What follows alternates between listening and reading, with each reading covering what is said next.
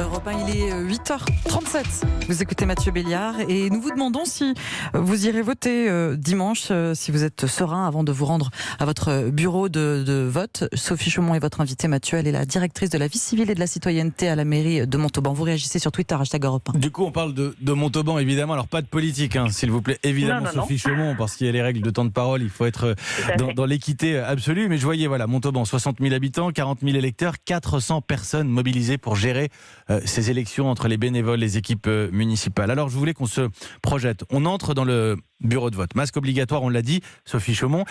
1 mètre entre chaque personne. Oui, alors même avant d'entrer dans le bureau, les électeurs seront accueillis par un agent d'accueil qui va être là pour rappeler déjà les gestes barrières aux électeurs, le masque s'ils ne l'ont pas, et réguler les flux. On va éviter qu'on ait trop d'électeurs en même temps dans le bureau de vote. Donc l'agent d'accueil fera, comme on a eu l'habitude depuis le déconfinement, quand on va dans un magasin ou quand on va laisser rentrer quelques personnes. Dès qu'elles ont fini leur processus électoral, elles sortent par une sortie différenciée, comme ça il n'y a pas de croisement de personnes, et on en laisse rentrer d'autres. 2 à 5 votants en même temps maximum, et puis du coup on ne vient pas en famille voter. On peut, mais papa garde les enfants pendant que maman vote et après c'est l'inverse. D'accord. Ils ne pourront pas forcément entrer, circuler dans le bureau de vote. Cet apprentissage de la vie démocratique, on le gardera pour un autre scrutin. Un agent d'accueil pour la gestion des flux, ça c'est important. Tout à fait. C'est important parce que je me mets à la place de la commune, c'est un budget en plus aussi. C'est un budget en plus, du recrutement en plus. Nous, c'est l'équivalent d'une 60aine de personnes. Alors j'ai vu une mention, je voudrais que vous me la détailliez, parce que je vais être honnête avec vous, j'ai pas bien compris. Les isoloirs seront retournés.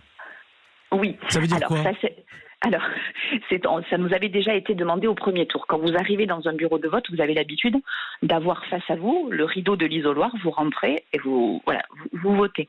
Là, ce scrutin, les isoloirs seront à l'envers, c'est-à-dire qu'au lieu d'entrer directement face à vous dans l'isoloir, vous passerez par l'arrière, c'est-à-dire mettons entre le mur et l'isoloir, pour que on puisse laisser le rideau à moitié ouvert et qu'ainsi vous n'ayez pas à toucher le rideau et que pour autant vous soyez caché.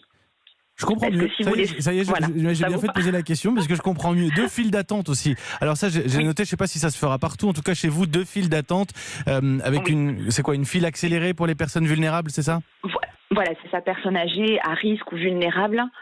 Après, nous, on va tout faire pour que vraiment ça aille vite et que les gens ne passent pas trop de temps à attendre.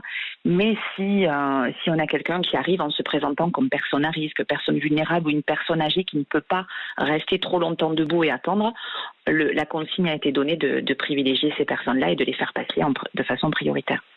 Sur le #Europe 1, Marie nous écrit « Je n'irai pas voter. Je ne sais pas si c'est lié au manque d'alternatives dans ma ville ou au mépris des protagonistes pendant le confinement. Je ne me serai déplacée que pour contrer un extrême. On ne vote plus pour, mais on vote contre désormais », nous dit Marie.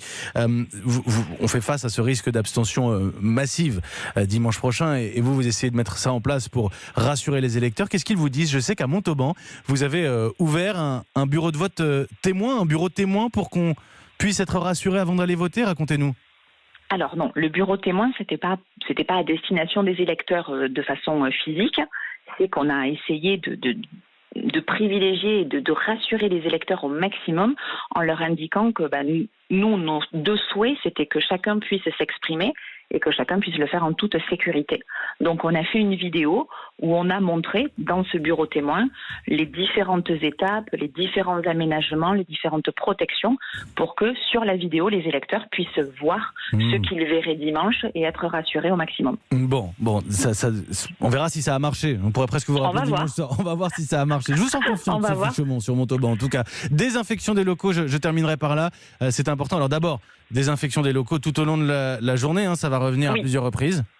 Tout à fait. On a doté chaque bureau de vote de papier à usage unique et de produits désinfectants et de façon très régulière dans la journée. C'est la consigne qu'on a donnée aux agents qui sont sur place.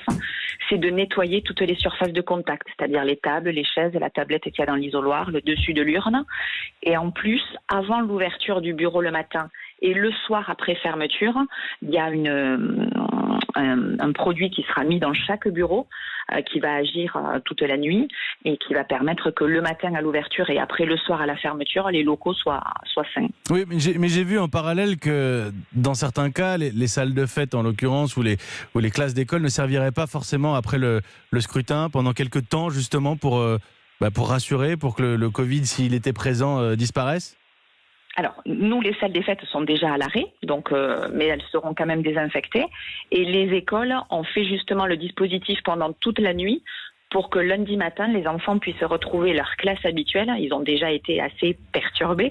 Donc, nous, lundi matin à Montauban, ils retrouveront leur classe normalement et ce sera nettoyé, désinfecté sans aucun risque. Sophie Chaumont, merci beaucoup. On verra dimanche soir si ça suffit à rassurer. Tiens, nos auditeurs nous le diront aussi sur le hashtag Europe 1. Sophie Chaumont, directrice de la vie civile et de la citoyenneté à la mairie de Montauban, à 2 jours des municipales. Je voulais qu'on fasse ce point justement sur la sécurité sanitaire du scrutin. Merci Sophie Chaumont, 8h42. Merci.